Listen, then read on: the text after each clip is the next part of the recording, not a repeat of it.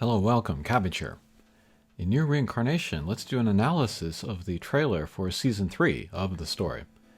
And then first, I'm going to run the trailers for Seasons 1 and 2, so we can look at the kind of the similarities and the differences. And then we have some kind of thematic words that are flashing across the screen for each. And then this announcement of the trailer for Season 3 was the one that I was waiting for the most for like future editions. Because if there were no Season 3 announcement, then I would expect the game to shut down soon.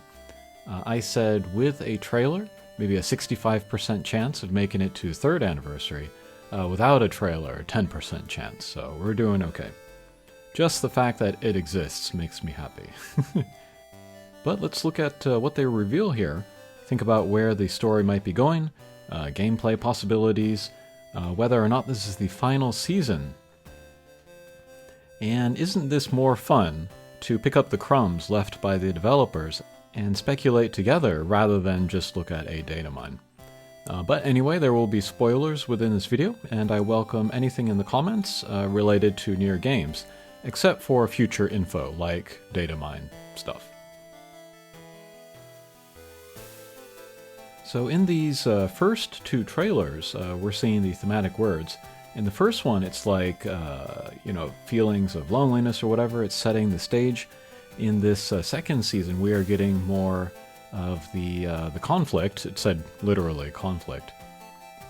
And then it follows like the classic narrative kind of trilogy sense, where first you set up the place, second you get into a bad situation, and then in the third, you get out of the bad situation.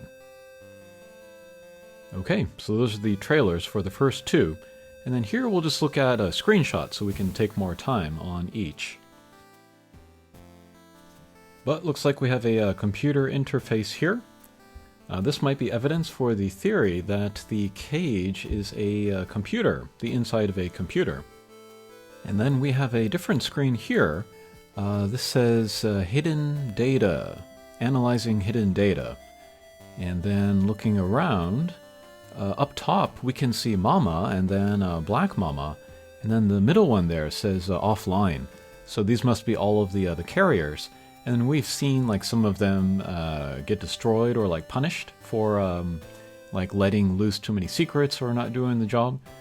And then my impression was that Mama, she was like a level above the other carriers, but in this screen it looks like she's on the same level as like Black Mama. We'll see about that. Okay, and then we have the first word here, atonement. We'll talk about that more later.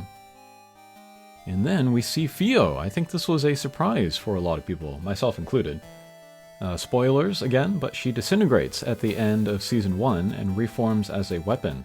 So I'm wondering like how or why she comes back. In a future video, I want to investigate the nature of the cage and weapon stories. But looking at this scene here, there are a few things I notice. For one thing, there's no Lavanya. For another, I don't think there's a Mama. Fio might be in here by herself. But this still looks like the cage. But maybe after she disintegrated, she went somewhere else alone. And then I was looking in the far distance, I was wondering if like the two white figures next to each other were F66X and 063Y, but it just looks like additional like pillar kind of things. Alright, here we have a very green place. This looks way more wild and Escher-like, with impossible structures and gravity. I wonder if this is the cage like breaking down or reforming itself. Later in the cage video, I'll talk about this, but we get hints about the cage sort of restructuring itself or like repairing itself, perhaps against attacks. And then on this screen, in the lower left, we can see a figure in white walking. There are lots of characters dressed in white, so I can't really tell who that is. I don't think it's Fio. It might be Fio. Okay, second word here, rebirth. Only 2 words this time around. The previous 2 trailers had a variety of them. Okay, and then here is a red area. Here we can see a figure walking on the left. Kind of looks like a big hat. Might be a scarecrow. Kind of a single leg there. That makes me think of a scarecrow. Alright, and then here we have a yellow area. This is maybe the biggest reveal of all of these cage shots, but here's Leon walking. So this makes me think, perhaps, there will be other characters that we can use to walk through the cage. I remember a previous user survey. There was a desire among users to walk around the cages as the characters, and they look like they're going to make that possible here. Maybe we will go through as different characters and then find atonement for each, wrap up their stories and get happy endings, or whatever happy ending we can expect from a Yoko Taro game. But I felt like, at least with the Demus's Recollections of Dusk story, we got a pretty decisive ending for both him and Leon, so I wonder what's going on. And there also might be a chance for like interactions between characters.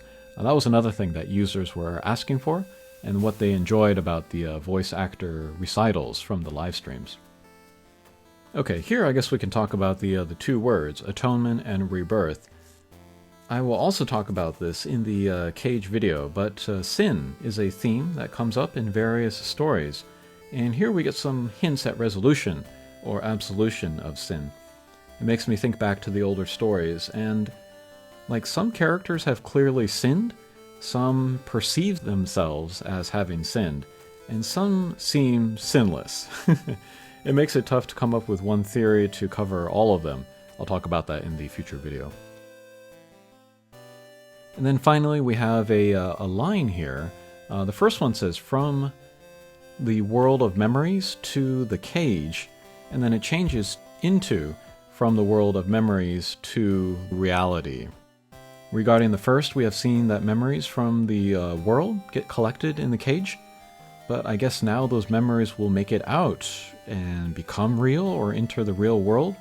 And like, what is reality or the world in this case? Does that mean like Earth? You know, are we going to play on Earth? Alright, and then finally we have the title for Season 3, Man and the World. And I don't mean man as in male, I mean man as in the species, Homo sapiens. I guess we could also say, you know, Homo sapiens and the world, but that sounds very clinical. Or we could say humankind and the world. That sounds kind of a bit of a mouthful. So that's why I think maybe man and the world is the best. I've seen hito, or man, translated as people, but that really lacks like a grandness in the concept. It sounds like we're just talking about a group of people standing over there. But man, or humankind, or Homo sapiens, encapsulates not only the entire species, but everything about them. Their dreams, their fears, their natures. So thinking about atonement and rebirth, thinking about these grandest of themes, it really sounds like the story is reaching a conclusion. I talked about the classical three-part trilogy. And therefore it feels like maybe the game is reaching a point where it will shut down. On the other hand, though, rebirth implies a future, and there are, I guess, even bigger themes than man and the world, like, I don't know, the universe or life or something. And so that is why I'm so curious to see if Yuzuki and Hina are in this third season. Their story does not really resolve at the end of Season 2. So if they appear in Season 3, I suspect their story will be wrapped up as well, and that will kind of signal the end of everything. But if Yuzuki and Hina do not appear in Season 3, then that gives me hope for Season 4, where it'll be kind of a conclusion to their story. So again, we have to wait to get a better idea of how much of the game is left, but I still give the game a 65% chance to make it to 3rd anniversary. Okay, that was a quick analysis of the trailer for Season 3. Thanks for watching, and we'll see you again. Take care.